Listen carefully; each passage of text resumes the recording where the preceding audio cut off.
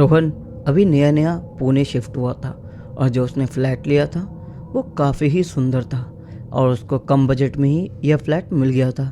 जिसके बाद रोहन जल्दी से जल्दी यहाँ पे शिफ्ट हो जाता है और जैसे ही वो वहाँ पे रहने आता है उसी रात उसे ऐसा लगता है कि उसके सामने वाले फ्लैट में कोई लड़की उसे बार बार देख रही है।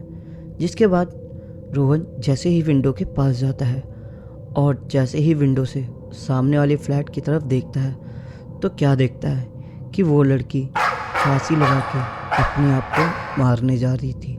जैसे ही रोहन ये देखता है तो भागते हुए नीचे उतरते हुए जाता है और तभी चौकीदार को कहता है कि सामने वाले फ्लैट में जो लड़की है वो अपने आप को फांसी लगाने जा रही है। तभी चौकीदार कहता है, साहब सामने वाले फ्लैट में तो कोई रहता ही नहीं है।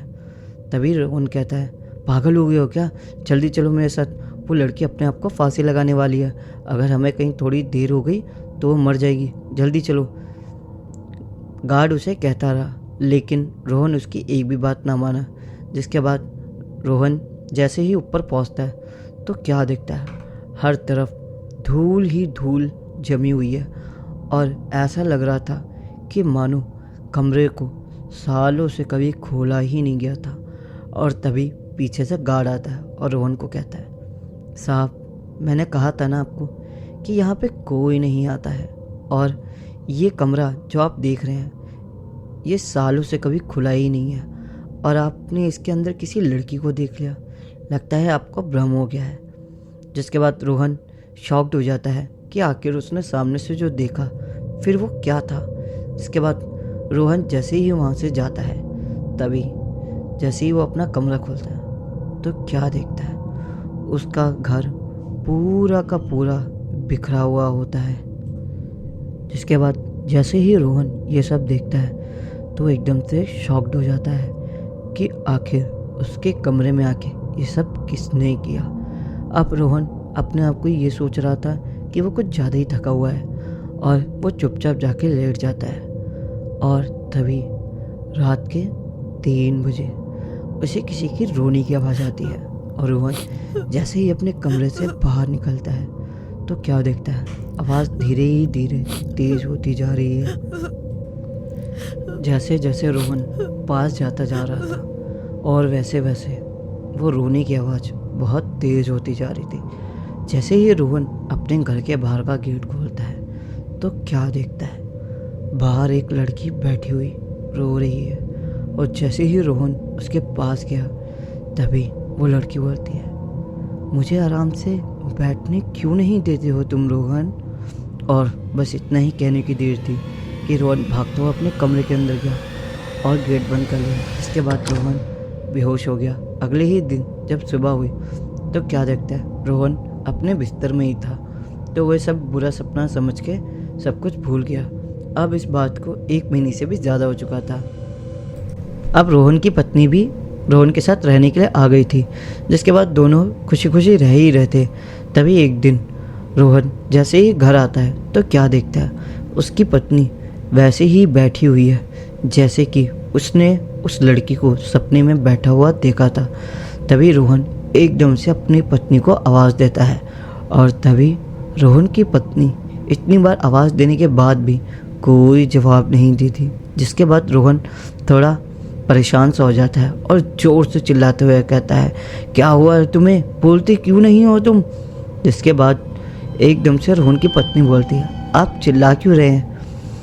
जिसके बाद रोहन कहता है, मैं तुम्हें कब से बुला रहा हूँ और तुम्हें सुनाई नहीं दे रहा है तो चिल्लाऊँ नहीं तो क्या करूँ। जिसके बाद रोहन की पत्नी कहती है, आपने सिर्फ एक ही बार आवाज़ दी है और मैंने उसी पे ही रिप्लाई किया आपको। जिसके बाद रोहन अपनी पत्नी से कहता है, क्या तुम्हें कुछ भी नहीं पता मैं तुम्हें कब से आवाज़ दे रहा हूँ। जिसके बाद रोहन की पत्नी रोहन से कहती है, लगता है आप ज़्यादा ही थके हुए हैं, तभी ऐसी बहकी बहकी बातें कर रहे हैं। जिसके बाद रोहन अपनी पत्नी से कहता है, अच्छा ठीक है चलो कोई बात नहीं। जिसके बाद रोहन अपनी पत्नी से कहता है, खाना गर्म करो, मुझे खाना खाना है। जिसके बाद दोनों खाना खा के सोने चले जाते हैं। और तभी रात में रोहन को फिर से वही सोने की आवाज़ आती है।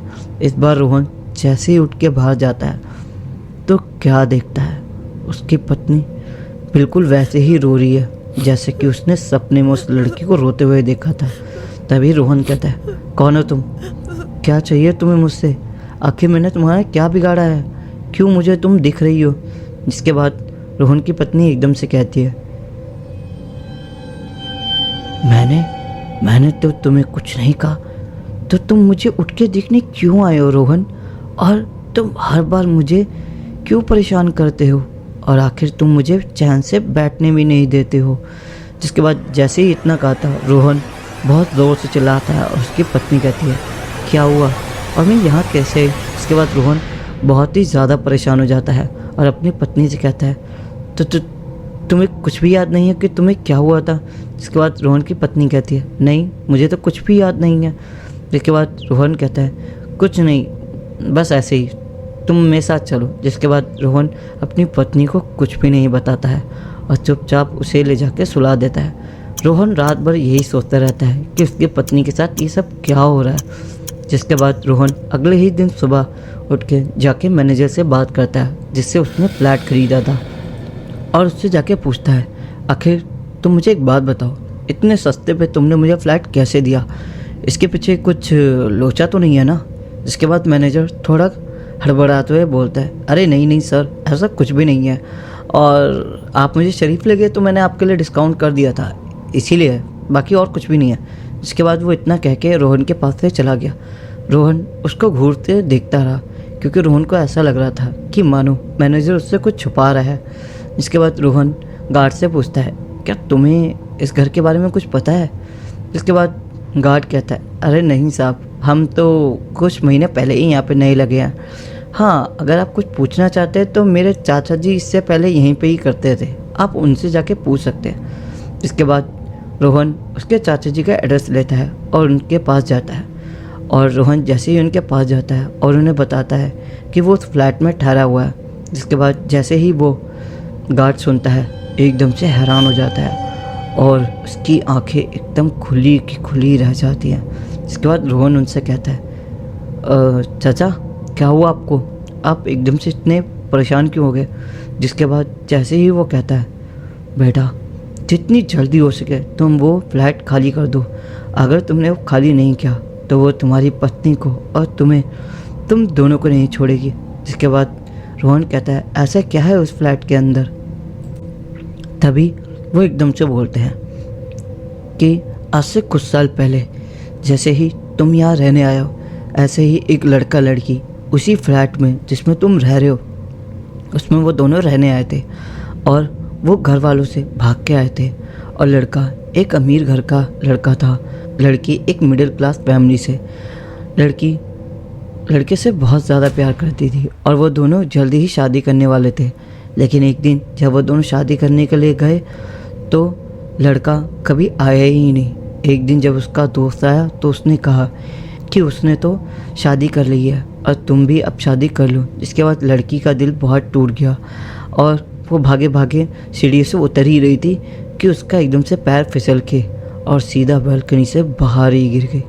जिसके बाद कहते हैं उस लड़की की आत्मा उसी फ्लैट में ही भटक रही है। उसे कई लोगों ने देखा है और वो लोगों को चैन से जीने नहीं देती है और अब वो तुम्हारी पत्नी के अंदर आ चुकी है।